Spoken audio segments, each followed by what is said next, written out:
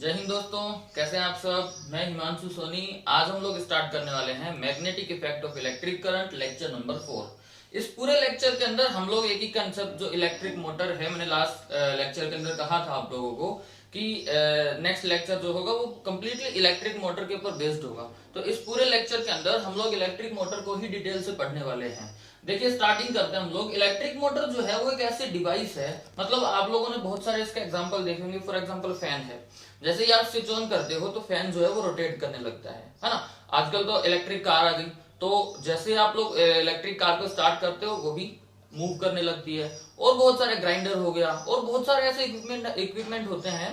तो इनमें क्या होता है, जैसे आप इलेक्ट्रिसिटी इसके अंदर पास करते हो, ये किसी भी चीज को रोटेट करवाती है। मतलब हम ये कह सकते हैं कि कोई एक ऐसी डिवाइस है जिसको क्या चाहिए, इलेक्ट्रिसिटी चाहिए। और इलेक्ट्रिसिटी जैसे ही मिलती है वो उसको कन्वर्ट करती है मैकेनिकल एनर्जी, मतलब उसको रोटेट करवाने में लगती है। जैसे पंखा हो गया, कूलर हो गया, तो रोटेट करवाने का मतलब हो गया उसको मैकेनिकल एनर्जी कन्वर्ट कर रही है वो उसकी। तो electric motor is the device which convert the electric energy into mechanical energy. Electric motor एक ऐसी डिवाइस है जो इलेक्ट्रिक एनर्जी को कन्वर्ट करती है मैकेनिकल एनर्जी। इलेक्ट्रिक एनर्जी मतलब इसको क्या चाहिए, इलेक्ट्रिसिटी। और ये किसमें कन्वर्ट करेगी, आपको रिटर्न में क्या देगी, तो ये रिटर्न में हमको देती है मैकेनिकल एनर्जी, काइनेटिक एनर्जी जिसको हम कह सकते हैं। तो ये एक ऐसी डिवाइस है। अच्छा, इसके अपोजिट एक और डिवाइस होती है जो हम लोग नेक्स्ट लेक्चर में पढ़ने वाले हैं, जनरेटर। तो जनरेटर क्या काम करता है, जनरेटर को आप मैकेनिकल एनर्जी देते हो और वो आपको इलेक्ट्रिक एनर्जी देता है, मतलब वो इलेक्ट्रिसिटी कन्वर्ट करके देगा आपको, और हम उसको क्या देते हैं, मैकेनिकल एनर्जी। जबकि यहाँ क्या हो रहा है, यहाँ पे इलेक्ट्रिक एनर्जी हम दे रहे हैं इलेक्ट्रिक मोटर को, और ये कन्वर्ट क्या कर रही है आपको, तो इलेक्ट्रिक एनर्जी को कन्वर्ट कर रही है ये मैकेनिकल एनर्जी के अंदर। सिंपल सी बात है, एक डिवाइस है, हमने इलेक्ट्रिसिटी दी इसको और ये क्या देती है आपको, इलेक्ट्रिसिटी आपने दी इसको, और ये क्या देगी आपको, मैकेनिकल एनर्जी देगी, मतलब उस चीज को रोटेट करवाएगी, जिस भी डिवाइस की आप बात कर रहे हो। क्लियर है। तो अब हम देखते हैं इसका प्रिंसिपल क्या है, इलेक्ट्रिक मोटर किस प्रिंसिपल के ऊपर वर्क करती है, किस प्रिंसिपल के ऊपर बेस्ड है, इसका कंस्ट्रक्शन क्या है, मतलब इस इलेक्ट्रिक मोटर में क्या क्या चीजें होती हैं, उन सब का अलग अलग एक फंक्शन होता है। और इलेक्ट्रिक मोटर का वर्किंग कंसेप्ट, मतलब इसकी वर्किंग भी हम लोग यहाँ पे देखने वाले हैं। तो सबसे पहले इसका प्रिंसिपल देखते हैं। लास्ट वीडियो के अंदर हम लोगों ने एक प्रिंसिपल पढ़ा था, उसका एप्लीकेशन है इलेक्ट्रिक मोटर। प्रिंसिपल क्या था, force applied on a conductor, current carrying conductor placed in a magnetic field. मतलब किसी मैग्नेटिक फील्ड के अंदर अगर कोई करंट कैरिंग कंडक्टर रखा जाता है, कोई मैग्नेटिक फील्ड है उसमें कोई करंट कैरिंग कंडक्टर अगर रखा है, तो उसके ऊपर एक फोर्स लगेगा। और वो फोर्स कैसे निकलता है वो हम लोगों ने लास्ट लेक्चर के अंदर देख लिया था। उस फोर्स का डायरेक्शन क्या होगा, वो फोर्स किसके ऊपर डिपेंड करेगा, ये सारी बातें हम लोग ऑलरेडी डिस्कस कर चुके। तो अभी प्रिंसिपल अगर आपको कोई इलेक्ट्रिक मोटर का आपसे पूछता है तो डायरेक्टली ये प्रिंसिपल आप लिख दो, force applied on A current carrying conductor placed in magnetic field.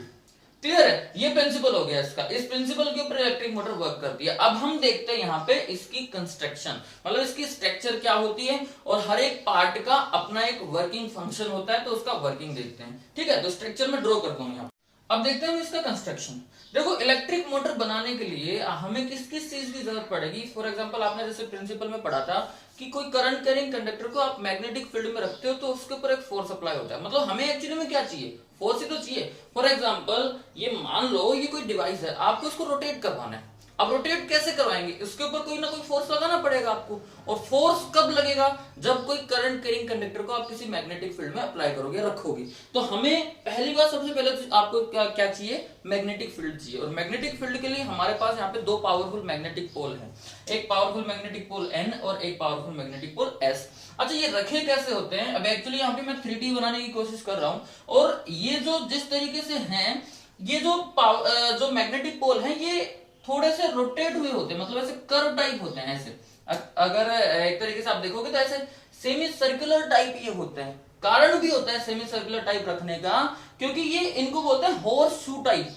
Horse shoe type मतलब एक ऐसे हाफ सर्कल के अंदर जो मैग्नेटिक पोल होते हैं। कारण क्या होता है, क्योंकि हमें ऐसा मैग्नेटिक पोल चाहिए जो कि कंप्लीटली क्लोज करे, मतलब उसके अंदर से निकल के जाए। और अगर आप सीधा रखोगे तो कुछ मैग्नेटिक जो फील्ड है वो बाहर भी जाएगा, नीचे से भी जाएगा। तो हमें एक ऐसा चीज जो कि कंप्लीटली उसके अंदर से होके जाए, जो भी आप यहाँ पे आर्मेचर या जो भी आप यहाँ पे ऑब्जेक्ट रख रहे हो, तो सबसे पहली बात हमको चाहिए यहाँ पे मैग्नेटिक फील्ड, वो हमने क्रिएट कर दिया, दो मैग्नेटिक पोल रखे, एन पोल और एस पोल। क्लियर है? अब यहाँ पे जो है magnetic field, strong magnetic field already create हो चुका। अब इस मैग्नेटिक फील्ड के अंदर और क्या रखना है, तो हमें एक कंडक्टर चाहिए जिसके अंदर करंट फ्लो करवाना है। आपको करंट फ्लो करवाना है तो उसके लिए आपको यहाँ पे हमने क्या लिया, एक आर्मेचर, एक रेक्टेंगुलर कॉइल ले ली, मतलब एक रेक्टेंगुलर फ्रेम ले लिया और उसके ऊपर जो कॉपर वायर होता है उसको रोटेट कर दिया। अच्छा, रेक्टेंगुलर ही क्यों लिया, हम और कोई भी शेप भी ले सकते थे, शेप कोई भी ले सकते हो आप, लेकिन रेक्टेंगुलर लेते हैं तो वो उसमें हम अच्छे से इसको समझ पाते हैं। ठीक है ना? तो पहले तो हम लोगों ने यहाँ पे मैग्नेटिक पोल रखे, रेक्टेंगुलर कॉइल ले ली, आर्मेचर जिसको हमने बोल दिया, पॉइंट के नाम दे दिए ए बी सी और डी। अब यहाँ पे क्या होता है, देखो ये हर जितने भी पॉइंट है यहाँ पे, जितने भी ऑब्जेक्ट, जितने भी डिवाइस इक्विपमेंट लगे हुए हैं, उन सबका अपना एक फंक्शन होता है। क्या? ये आर्मेचर हो गया। अब यहाँ पे देखो ये जो आर्मेचर की जो फ्रेम है, ए वाली जो फ्रेम है, ये ए एक हाफ सर्किल एक रोड होती है, इसको मैंने लिखा हुआ है कम्यूटेटर। ये होती है कम्यूटेटर। कम्यूटेटर का मतलब होता है हाफ मेटल की रोड होती है, ये हाफ, और दोनों आमने सामने मेटल की रोड है। एक देखो ये रही, मैं जूम करके दिखा देता हूं यहां से आपको।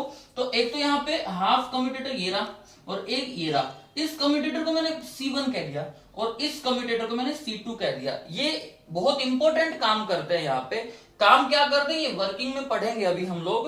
अभी इसको समझ लेते हैं ये है क्या। तो ये है हाफ मेटल की रोड, दो आमने सामने, इनके बीच में गैप भी है, देखो ये रहा। ठीक है ना? कम्यूटेटर के बाद अब ये कम्यूटेटर डायरेक्टली कनेक्टेड है। ये C1 जो कम्यूटेटर आपको दिख रहा है ये A से कनेक्टेड है और C2 कम्यूटेटर जो दिख रहा है आपको वो D से कनेक्टेड है। ठीक है? उसके बाद हम देखते हैं, जैसे ही कम्यूटेटर के बाद यहाँ पे एक कार्बन ब्रश, ये लिखा हुआ कार्बन ब्रश, मतलब एक ब्रश होता है, ये ब्रश B1 और B2 कंडक्टर है। अब कार्बन में कंडक्टर ग्रेफाइट का बना हुआ होता है ये, और ये ब्रश जो है ये इस कम्यूटेटर को टच करके रखता है, सिर्फ टच करता है, कंटिन्यू कनेक्ट नहीं करता उसको सिर्फ टच करता है। क्योंकि अभी हम आगे पढ़ेंगे तो ये कम्यूटेटर या ये जो आर्मेचर है ये रोटेट करेगा, तो आर्मेचर के साथ रोटेट करते करते कम्यूटेटर भी रोटेट करेगा, और कम्यूटेटर को ये ब्रश जो है सिर्फ टच करके रखता है, मतलब ब्रश कम्यूटेटर के साथ रोटेट नहीं करेगा। तो यहां पे मैं एक चीज क्लियर कर देता हूं कि जो ब्रश है ये कम्यूटेटर को सिर्फ टच करता है, उससे कनेक्ट नहीं है। मतलब टच करने का मतलब यहाँ पे क्या है कि अगर यहाँ पे इलेक्ट्रिक करंट आएगा तो वो ब्रश से होते हुए कहां पे चला जाएगा, कम्यूटेटर में, सिर्फ टच करता है। कि जैसे कम्यूटेटर अगर रोटेट करेगा तो ब्रश रोटेट नहीं करेगा, इसलिए हम कह रहे हैं यहाँ पे कि सिर्फ टच करता है। सेम जैसे B1 कनेक्ट है C1 से, वैसे B2 कनेक्ट है C2 से। तो B1 और B2 जो है वो दो कार्बन ब्रश हैं, C1 और C2 जो है वो कम्यूटेटर हैं। ये आर्मेचर हो गया आपका। उसके बाद ब्रश से डायरेक्टली कनेक्ट होती है बैटरी, जो कि करंट फ्लो करवाने का काम करेगी। तो बैटरी लगा दी हम लोगों ने, एक पॉजिटिव टर्मिनल और एक नेगेटिव टर्मिनल, स्विच लगा दिया। क्लियर है? ये इसकी कंस्ट्रक्शन है इलेक्ट्रिक मोटर की। अब हर एक पार्ट कैसे काम करता है हम उसको समझते हैं। अब इसकी वर्किंग देखते हैं। अब ये वर्क कैसे करती है, मतलब आर्मेचर जो है, हमारा जो मेन मोटिव है वो है इस आर्मेचर को रोटेट करवाना, मतलब ये जो कोइल है ना इसको रोटेट करवाना। अब इसको रोटेट करवाने के लिए हमें क्या करना पड़ता है यहाँ पे वो देखते हैं। सबसे पहली चीज, वहां पे हम लोगों को तीन चीज क्रिएट करनी है, मैग्नेटिक फील्ड जो कि ऑलरेडी कनेक्ट है या क्रिएट कर लिया हम लोगों ने, और करंट फ्लो करवाना है। मैग्नेटिक फील्ड और करंट फ्लो अगर ये हो जाते हैं, मतलब ये दो काम अगर हो जाते हैं, तो हमने पढ़ा था कि फोर्स अप्लाई होता है, इसके ऊपर फोर्स लगाएंगे। अब फोर्स का डायरेक्शन क्या है वो भी यहाँ पे देखते हैं। तो देखो सबसे पहले आप लोगों ने क्या किया, यहाँ पे बैटरी लगा दी, बैटरी से करंट फ्लो होता हुआ यहाँ पे आएगा। अब जैसे देखो ये जो आर्मेचर है ये मैंने टेढ़ा इसलिए बनाया है कि मैं चाह रहा हूं इसको 3D में समझाना। ये ऐसे ना होके ऐसे है, ऐसे आप इसको ऐसे देखने की कोशिश करना। मतलब 3D में अगर आप इसको देखने की कोशिश करोगे, 3D में अगर हम इसको समझने की कोशिश करेंगे तो हम कुछ इस तरीके से समझ लेते हैं कि ये जो एन पोल है ना ये ऐसे रखा हुआ है, ये एन पोल हो गया। तो इसके जस्ट सामने क्या है, एस पोल। तो एन पोल और एस पोल के बीच में जो स्पेस है वहां पे एक स्ट्रॉन्ग मैग्नेटिक फील्ड है, और इस स्ट्रॉन्ग मैग्नेटिक फील्ड के अंदर ये हमारी कोई रेक्टेंगुलर फ्रेम है जो ऐसे ना होके ऐसे रखी हुई है। क्लियर है? ये पार्ट हो गया, ये हो गई रेक्टेंगुलर फ्रेम, सामने एस पोल, यहाँ पे एन पोल, यही फ्रेम से जुड़े हुए हैं यहाँ पे सारे ये पोर्शन, बैटरी वगैरह सारे। तो हम कोशिश करेंगे इसको ऐसे समझने की। आप इमेजिन करो इसको ऐसे ही रखी हुई है, ये जो कोइल है ये ऐसे है, ऐसे नहीं है। 3D में समझने की कोशिश कर रहे हैं। क्लियर। अब हम यहाँ पे देखते हैं कि भाई जो दो इसकी जो चार फ्रेम है, ए बी मतलब ये वाली फ्रेम हो गई, ये सी डी ये वाली फ्रेम हो गई, ठीक है। इनमें देखेंगे कि जैसे ए से बी में करंट फ्लो हो रहा है, देखो यहाँ से बैटरी से पॉजिटिव से करंट फ्लो होता हो जाएगा। इस बैटरी से पहले ब्रश में गया B1 में, B1 से होता हुआ C1 कम्यूटेटर में गया और कम्यूटेटर से होता हुआ इस A पॉइंट पे। अब A पॉइंट से B पॉइंट तक करंट फ्लो हो रहा है ऐसे। अब आप देखोगे कि करंट फ्लो हो रहा है ऐसे, ठीक है, मतलब बोर्ड के इनवर्ड डायरेक्शन के अंदर। और मैग्नेटिक फील्ड का डायरेक्शन हमेशा होता है, हम लोगों ने पहले डिस्कस कर लिया, N से S की तरफ। तो मैग्नेटिक फील्ड का डायरेक्शन हो गया N से S की तरफ और करंट का डायरेक्शन हो गया ऐसे, दोनों एक दूसरे के परपेंडिकुलर हैं। अब परपेंडिकुलर है तो हमें देखना ये कि ये जो ए बी वाली आर्म है इसके ऊपर फोर्स कैसे लगता है, इसके ऊपर फोर्स किधर से लगेगा। तो देखो फोर्स चेक करते हैं हम इसके ऊपर। तो ए बी के अंदर जो करंट फ्लो हो रहा है वो हो रहा है अंदर, ठीक है। डायरेक्शन क्या हो गया, इनवर्ड डायरेक्शन। मैग्नेटिक फील्ड क्या हो गया, मेरे सामने की तरफ। आपने रूल पढ़ा हुआ है लेफ्ट हैंड रूल, कौन सा रूल था, Fleming's left hand rule. Fleming's left hand rule के अकॉर्डिंग हम लगाएंगे, हमारी जो फोर फिंगर है ये रिप्रेजेंट करेगी मैग्नेटिक फील्ड के डायरेक्शन को, और हमारी जो मिडिल फिंगर है ये रिप्रेजेंट करेगी करंट के डायरेक्शन को, और थंब जो है वो रिप्रेजेंट करेगा फोर्स के डायरेक्शन को। तो इससे पहले कि मैं लगा के बताऊं, आप वीडियो को पॉज करो और खुद से ट्राई करके देखो, क्योंकि हम लोगों ने ऑलरेडी पढ़ लिया, ठीक है। अब आप लोगों ने ट्राई कर लिया होगा तो हम इसको समझते हैं। हमारी जो मिडिल फिंगर है ये वाली, ये करंट के डायरेक्शन को रिप्रेजेंट करेगी। इसमें देखो करंट का डायरेक्शन ए से बी इनवर्ड डायरेक्शन। तो आप ये फॉर्म बनाएंगे, इसकी म्यूचुअली परपेंडिकुलर होने चाहिए तीनों के तीनों। तो करंट के डायरेक्शन को कर दिया हम लोगों ने, देखो इनवर्ड डायरेक्शन करंट फ्लो हो रहा है बिल्कुल, और मेरे सामने की तरफ मैग्नेटिक फील्ड है, तो मेरी जो फोर फिंगर है ये रिप्रेजेंट करेगी मैग्नेटिक फील्ड को।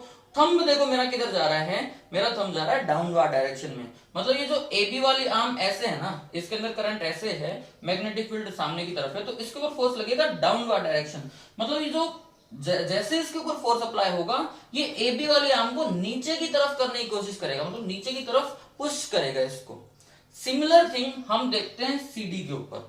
अब देखो सीडी के ऊपर करंट का डायरेक्शन है आउटवर्ड डायरेक्शन, यहां से अंदर जा रहा था वहां से बाहर निकल रहा है, मतलब आउटवर्ड डायरेक्शन। तो सीडी ऐसे है, करंट आ रहा है अब आपकी तरफ, जैसे ही करंट आपकी तरफ आता है, मेरा जो मैग्नेटिक फील्ड है उसका डायरेक्शन सेम है, तो अब क्या होगा, फोर्स का डायरेक्शन चेंज हो जाएगा। मतलब फोर्स अभी तक इस पे डाउनवर्ड लग रहा था ना, अब फिर से ट्राई करके देख लो। तो देखो करंट का डायरेक्शन अब की बार ये है आपकी तरफ, तो देखो मेरी फिंगर जो है ये वाली आपकी तरफ है, और फोर फिंगर जो है मैग्नेटिक फील्ड का डायरेक्शन मेरे सामने की तरफ है, तो थंब का डायरेक्शन ऊपर की तरफ हो गया। मतलब इसके ऊपर अब अगर इसको रिप्रेजेंट करोगे आप, इसके ऊपर फोर्स है नीचे की तरफ और इसके ऊपर फोर्स है ऊपर की तरफ। क्लियर हो गया, समझ में आ गया। अब हम यहाँ पे क्या देख रहे हैं कि ए बी वाली आर्म है नीचे की तरफ जाएगी, सीडी वाली आर्म ऊपर की तरफ आएगी। तो कोई अगर आपकी ये है तो ये वाली आर्म नीचे, ये वाली आर्म ऊपर, तो इस तरीके से रोटेट करने की कोशिश करेगी। क्लियर है। अब यहाँ पे एक छोटा सा क्वेश्चन पुटअप होता है कि सर आपने इन्हीं दोनों की आर्म के ऊपर जो फोर्स अप्लाई हुआ वो बताया, ये वाली और ये वाली नहीं बताया, तो अब उसको भी समझ लेते हैं। देखो ये जो BC है ना, इसमें करंट का डायरेक्शन है ये, अगर फ्रेम हम ऐसे मान लेंगे तो ये AB हो गई, ये CD हो गई, तो BC यही तो होगी। इसमें करंट का डायरेक्शन मेरी तरफ, मतलब मेरे सामने की तरफ, और मैग्नेटिक फील्ड का डायरेक्शन भी इसी तरफ है। तो एक पॉइंट इंपॉर्टेंट है, यहाँ पे नोट करके रख लो, आप समझ लेना कि जब भी करंट का डायरेक्शन और मैग्नेटिक फील्ड का डायरेक्शन ये दोनों अगर एक दूसरे के पैरेलल हैं, देखो ना एक ही डायरेक्शन में, करंट भी सामने की तरफ है और मैग्नेटिक फील्ड भी सामने की तरफ है, तो ये दोनों अगर एक दूसरे के पैरेलल हैं या फिर बिल्कुल अपोजिट हैं कि मैग्नेटिक फील्ड सामने और करंट मेरी तरफ, जब भी दोनों एक दूसरे के पैरेलल होंगे या दोनों एक दूसरे के अपोजिट होंगे तो इनके बीच में एंगल बनेगा 0 डिग्री और 180 डिग्री। तो अगर ये सिचुएशन होती है तो इन आर्म के ऊपर फोर्स 0 होगा, मतलब इनके ऊपर कोई फोर्स अप्लाई नहीं होगा। बिकॉज फोर्स अप्लाई होने के लिए मेन चीज क्या होती है, कंडीशन क्या होती है, मैग्नेटिक फील्ड और करंट दोनों परपेंडिकुलर होने चाहिए एक दूसरे के। ये चीज आपको डिटेल में क्लास 12th में समझ में आएगी। अभी के लिए आप इतना समझ के रख लो कि जब भी करंट का डायरेक्शन और मैग्नेटिक फील्ड का डायरेक्शन एक दूसरे के पैरेलल होंगे या एक दूसरे के अपोजिट होंगे तो फोर्स नहीं अप्लाई होगा, वहां पे परपेंडिकुलर होंगे तो अप्लाई होगा। तो इनके ऊपर जो फोर्स है ना वो नेग्लिजिबल है, अप्लाई ही नहीं होगा। तो इन दोनों के ऊपर फोर्स जो है उसकी सिचुएशन ये हो गई। क्लियर। अब देखो क्या होता है कि ये वाली आर्म नीचे और ये वाली आर्म ऊपर, तो ये रोटेट होगी। अब देखो रोटेट होगी तो ए और ये वाली ऐसे कैसे फ्रेम रोटेट होगी ना, तो जब रोटेट होगी तो ये पोर्शन भी रोटेट होगा। और जैसे कि मैंने बताया कि ये C1 से कनेक्ट है और ये C2 से कनेक्ट है तो ये भी रोटेट होंगे।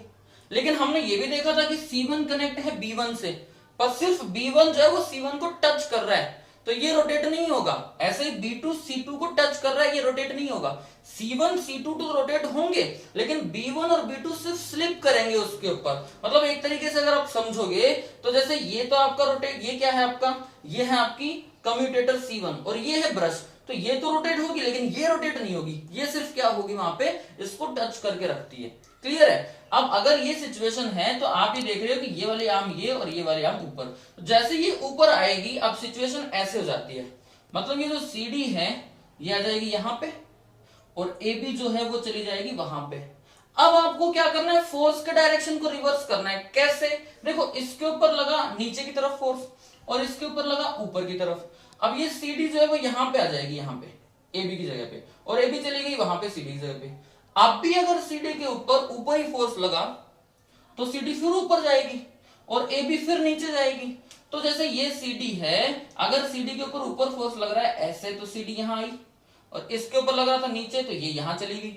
अब अगर इनके ऊपर वही फोर्स लग रहा है, ये CD है तो इसके ऊपर फोर्स लग रहा था, देखो अभी भी अगर ऊपर फोर्स लगेगा तो CD ऊपर जाएगी और इसके ऊपर नीचे तो ये नीचे आएगी। मतलब ये एक चक्कर पूरा नहीं हो रहा कंप्लीट, इसका क्या हो रहा है यहाँ पे, आधा चक्कर ये और फिर ये और फिर ये, जो कि हमें नहीं करना। हमें करवाना है इसको कंप्लीट रोटेशन, इसको कंप्लीट साइकिल को पूरा करवाना है। उसके लिए आपको क्या करना पड़ेगा कि जैसे CD के ऊपर अभी ऊपर फोर्स लग रहा है, AB के ऊपर नीचे फोर्स लग रहा है, नेक्स्ट रोटेशन मतलब हाफ साइकिल के बाद आपको क्या करना पड़ेगा, इस CD के ऊपर फोर्स लगवाना पड़ेगा डाउनवर्ड डायरेक्शन में और AB के ऊपर फोर्स लगवाना पड़ेगा अपवर्ड डायरेक्शन। उसके लिए हमारे पास जो हमने कनेक्ट किए हैं कम्यूटेटर, वो हेल्प करते हैं। कम्यूटेटर क्या काम करते हैं, कम्यूटेटर यहाँ पे करंट के डायरेक्शन को रिवर्स करने का काम करेंगे। देखो AB के अंदर करंट का डायरेक्शन है A से B और CD के अंदर करंट का डायरेक्शन है C से D। अगर हमें फोर्स रिवर्स करवाना है तो या तो मैग्नेटिक फील्ड के डायरेक्शन को चेंज करना पड़ेगा या करंट के डायरेक्शन को चेंज करना पड़ेगा। अब मैग्नेटिक फील्ड के डायरेक्शन को बार बार चेंज कर नहीं सकते, ऐसा तो कर नहीं सकते इस पोल को पहले उठा के यहां रखो फिर इसको उठा के यहां रखो, हर हाफ साइकिल के बाद करना पॉसिबल नहीं है ना ये, तो ये तो कर नहीं सकते। एक चीज कर सकते हो आप, करंट के डायरेक्शन को रिवर्स। और करंट के डायरेक्शन को रिवर्स आप कैसे करोगे, तो यहां पे देखो अभी C1 कनेक्ट है ना इस ब्रश से, तो फिलहाल हाफ साइकिल के अंदर क्या हो रहा है, पॉजिटिव से B1 पे करंट आ रहा है, B1 से C1 पे और C1 से सीधा ABCD होता हुआ वापस आ जाता है। अब हमें क्या करना है, जैसे ये हाफ साइकिल पूरा हो जाएगा, ये जो C1 है ये रोटेट होके यहां चली जाएगी और AB भी यहां आ जाएगी, CD जो रोटेट होगी यहां आ जाएगी तो यहां पे C2 आ जाएगा। और ऐसा करते ही ये जो C1 जो कि पहले B1 से कनेक्ट है तुरंत कनेक्ट हो जाएगा B2 से, और C2 जो पहले B2 से कनेक्ट था ये तुरंत कनेक्ट हो जाएगा B1 से। मैं आपको हाफ साइकिल के बाद का पोर्शन बना के दिखाता हूं, अभी आप इसको कैप्चर कर लो ऐसे कैसे, ये हाफ साइकिल का था, अब नेक्स्ट हाफ साइकिल का बना के देख रहे हैं। अभी जैसा है वैसा उसको समझ लो, हमारे काम आएगा, ठीक है। तो मैं इसको चेंज कर देता हूं। अब अपन ने इस पोर्शन को चेंज कर दिया, रिवर्स कर दिया। देखो पहले यहां पे CD थी, अब यहां पे आ गई, और यहां पे पहले AB थी, AB चली गई वहां पे। अच्छा इसके साथ साथ क्या हुआ था, A के साथ C1 कनेक्ट था, अभी भी A के साथ C1 कनेक्ट है, लेकिन C1 जो था वो पहले B1 से टच था, लेकिन अब C1 टच हो गया B2 के। क्लियर है। और ऐसे ही C2 जो है वो टच आ गया, किसके टच में आ गया, B1 के। तो पहले की कंडीशन ये थी कि पॉजिटिव से करंट B1 पे जा रहा था और B1 से C1 पे और C1 से A पे, तो मतलब करंट का डायरेक्शन A से B था पहले और C से D। लेकिन अब डायरेक्शन आप देखो, पॉजिटिव टर्मिनल बैटरी का ऐसे कैसे है, तो पॉजिटिव टर्मिनल किस पे आया, पॉजिटिव टर्मिनल से करंट आया B1 पे, B1 से करंट आया C2 पे और C1 से करंट C2 पे करंट जो है वो सीधा गया D से C। मतलब करंट का डायरेक्शन अब की बार आया D से C, C से B, B से A और A पे आके खत्म। मतलब अगर हाफ साइकिल, पहले हाफ साइकिल की अगर बात करेंगे वहां पे करंट का डायरेक्शन था A से B, B से C, C से D, ये डायरेक्शन फर्स्ट हाफ साइकिल के अंदर था। अभी के हाफ साइकिल के अंदर करंट का डायरेक्शन D से C, C से B, बी से ए, तो अभी का डायरेक्शन क्या हो गया, डी से सी, सी से बी, बी से ए। क्लियर है। अब देखो फिर से हम हमारा लॉ अप्लाई करते हैं, तो यहाँ पे देखो डी से सी में जा रहा है करंट, अब की बार सी डी हम किए, करंट जा रहा है इनसाइड, और अभी देखा था आपने इनसाइड जब करंट फ्लो होता है ना तो फोर्स लगता है डाउनवर्ड। देखो इनसाइड करंट फ्लो हो रहा है, मैग्नेटिक फील्ड वही है, फोर्स का डायरेक्शन डाउनवर्ड डायरेक्शन, मतलब अब की बार सीडी पे करंट फोर्स जो है वो लगेगा किस पे, डाउनवर्ड। और याद करो फर्स्ट हाफ साइकिल के अंदर सीडी यहाँ पे थी, इसके ऊपर फोर्स लग रहा था, अब फोर्स का डायरेक्शन चेंज हो गया ना, पहले सीडी पे लग रहा था ऊपर, अब सीडी पे लग रहा है नीचे। सिमिलर अगर बी से ए पे आप देखोगे तो बी से ए करंट बाहर आ रहा है अब की बार, तो ये डायरेक्शन, ठीक है ना, फोर्स लग रहा है ऊपर की तरफ, तो अब की बार फोर्स हो गया ऊपर। अगर रिवर्स पहले देखोगे तो पहले AB के ऊपर फोर्स लग रहा था डाउनवर्ड और CD के ऊपर अपवर्ड, अभी हो गया AB के ऊपर अपवर्ड और CD के ऊपर डाउनवर्ड। तो मतलब अब ये क्या होगा कि पहले AB यहाँ पे थी, यहाँ पे, और CD यहाँ पे थी, तो CD और AB ऐसे रोटेट, CD ऊपर आई थी, AB नीचे गई थी, तो ऐसे हो गया। अब क्या हो रहा है, अब CD नीचे जा रही है और AB ऊपर, तो देखो ऐसी थी ना, तो जैसे अगर इसको इससे समझेंगे अपन, ये वाली आर्म AB और ये वाली आर्म CD, तो AB जा रही थी पहले नीचे और CD जा रही थी ऊपर, जैसे हुआ हाफ साइकिल कंप्लीट हो गया। अब यहाँ पे ये क्या हो गई, ये है CD और वो है AB, अब इसके ऊपर देखो CD के ऊपर नीचे लग रहा है फोर्स, तो CD गई नीचे और AB के ऊपर लग रहा है, तो ये तो कुल मिला के एक चक्कर इसका कंप्लीट हो गया। क्लियर है। और एक चक्कर कंप्लीट होने के लिए हमने क्या किया, हाफ साइकिल के बाद करंट के डायरेक्शन को रिवर्स। क्लियर है। तो मतलब इसको कंप्लीट एक साइकिल करवाने के लिए हमें ये चाहिए कि हर हाफ साइकिल के बाद करंट का डायरेक्शन रिवर्स हो जाए, और वो किसकी हेल्प से होता है, C1 C2 की हेल्प से। मतलब पहले C1 जो था ये कनेक्ट था B1 से और C2 कनेक्ट था B2 से, अभी C1 कनेक्ट हो गया B2 से और C2 कनेक्ट हो गया B1 से। अब नेक्स्ट में क्या होगा, जैसे ये पूरा चक्कर कंप्लीट हो जाएगा, ये C2 फिर यहां चला जाएगा और C1 फिर यहां आ जाएगा। तो C1 और C2 कम्यूटेटर ऐसे हेल्प करते हैं करंट के डायरेक्शन को रिवर्स करवाने में, और करंट के डायरेक्शन को रिवर्स करते ही फोर्स का डायरेक्शन रिवर्स हो जाता है, और ये जो कोइल है कंप्लीट अपना एक चक्कर कंप्लीट कर लेती है। तो ये इलेक्ट्रिक मोटर का कंसेप्ट है जिसमें हमें कोइल को रोटेट करवाना होता है, तो वो कोइल रोटेट करती है। एक छोटा सा क्वेश्चन यहाँ पे ये भी उठता है कि जैसे यहाँ पे C1 और C2 जो ऐसे हैं, फिलहाल C2 जो है कनेक्ट है करंट से और यहाँ पे ये भी कनेक्ट है, तो जब ये रोटेट करते हैं तो C1 जो है वो ऐसे ऊपर आ जाता है और C1 आ जाता, जैसे ये C2 चला गया ऊपर और C1 आ गया नीचे ऐसे। अब इन दोनों के बीच में गैप है और अभी उस गैप में जब ये आएंगे तब B1 और B2 इनको टच नहीं करेंगे, तब करंट फ्लो नहीं होता इसमें, और तब करंट फ्लो नहीं होता फिर भी ये अपना कंप्लीट चक्कर कर लेती है। इसको समझ लो। देखो फिलहाल की जो कंडीशन है, अभी की कंडीशन में जैसे जब करंट फ्लो होता है तो इनके ऊपर फोर्स लगता है, और वो फोर्स इतना लगता है कि जब इनमें करंट फ्लो नहीं भी होता तो इन्होंने पहले से ही inertia gain, moment of inertia gain किया हुआ है, पहले से ही इनके पास इतना फोर्स है कि ये अपने हाफ साइकिल तक पहुंच जाती हैं। मतलब अगर आप समझोगे कि जैसे ये अभी की कंडीशन में ये अगर ऐसे है तब इसके अंदर करंट फ्लो हो रहा है, लेकिन जब ये परपेंडिकुलर हो जाएगी तब करंट फ्लो नहीं होगा। अब आप कह रहे हो कि ये कंप्लीट रोटेशन करती कैसे, तो जैसे यहाँ पे है ना, अभी इसके ऊपर एक फोर्स लग रहा है और वो फोर्स इतना लगता है कि जब ये इस कंडीशन में आ जाती है तब यहाँ पे रुकती नहीं है, कंप्लीटली फ्लो होती है, मतलब रोटेट होती है, और यहाँ पे जैसे ही आई फिर से फोर्स लग जाता है तो फिर कंप्लीट कर लेती है अपना चक्कर। क्लियर है। मतलब जो गैप होता है उससे ऑलरेडी पहले ही इतना फोर्स हो जाता है कि अपना आधा चक्कर कंप्लीट कर लेती है, और जैसे ही आधा कंप्लीट करती है फिर फोर्स लग जाता है, फिर आधा कंप्लीट कर लेती है, और ये कंटिन्यू इसका जो है वो चलता रहता है कंटिन्यू। इस प्रिंसिपल के ऊपर इस कंस्ट्रक्शन या इस तरीके की वर्किंग जो है इलेक्ट्रिक मोटर शो करती है। यही इलेक्ट्रिक मोटर का कंसेप्ट है, हमारे सिलेबस में इलेक्ट्रिक मोटर का यहाँ तक है। ठीक है, तो आज हमने सिर्फ इलेक्ट्रिक मोटर को ही देखना था इस लेक्चर के अंदर, जो हम लोगों ने ऑलरेडी कंप्लीट कर दिया। अगर आपको कुछ क्वेश्चन पूछना है, अगर आपको कुछ चीज समझ में नहीं आई तो आप कमेंट सेक्शन में जाके कमेंट कर सकते हैं, हम नेक्स्ट में आपको सॉल्यूशन देंगे। ठीक है, थैंक यू।